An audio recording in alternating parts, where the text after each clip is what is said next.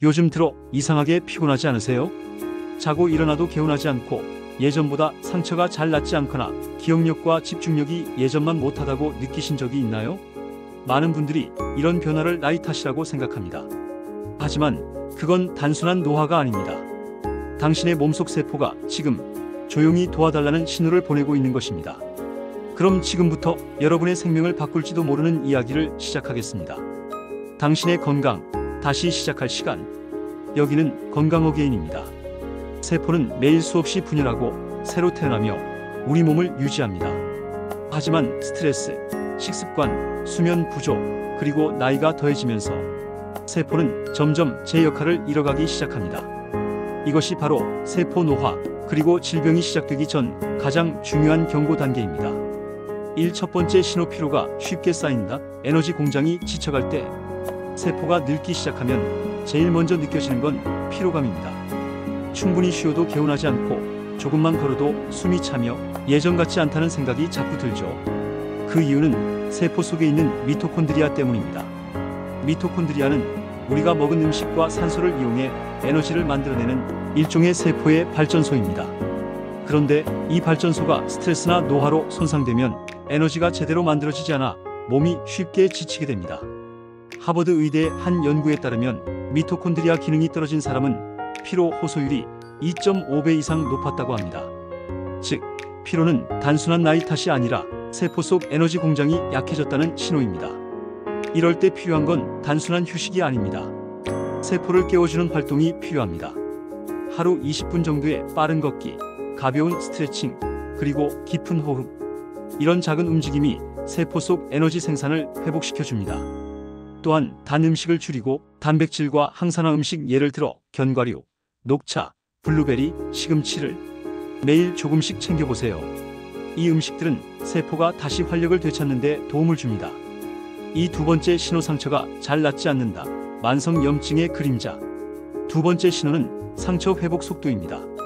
예전엔 하루 이틀이면 금세 낫던 상처가 요즘은 며칠씩 아물지 않고 통증이 오래 간다면 그건 세포의 회복력이 떨어졌다는 뜻입니다. 노화된 세포는 염증 신호를 계속 내보내는 특징이 있습니다. 문제가 해결됐는데도 면역세포가 계속 활성화돼 세포 주변 조직을 자극하고 회복을 방해하는 것이죠. 그 결과 상처는 늦게 낫고 몸은 늘 피곤하며 조직은 점점 손상됩니다. 이러한 조용한 염증은 혈관을 딱딱하게 만들고 심장, 관절, 간, 뇌에 이르기까지 다양한 질환의 출발점이 됩니다. 그래서 의사들은 염증을 모든 질병의 씨앗이라 부릅니다. 그렇다면 어떻게 해야 할까요? 바로 항염식단과 충분한 수면이 해답입니다. 등푸른 생선에 오메가3 지방산, 브로콜리와 올리브유, 강황 속 커큐민은 염증 반응을 억제하고 세포를 안정시켜줍니다. 특히 강황은 세계적으로 인정받은 천연 항염 물질입니다. 또한 잠은 최고의 항염 치료제입니다. 하루 7시간 이상 숙면을 취하면 몸속 염증 수치 CRP, IL-6 등가 현저히 낮아진다는 연구 결과가 있습니다.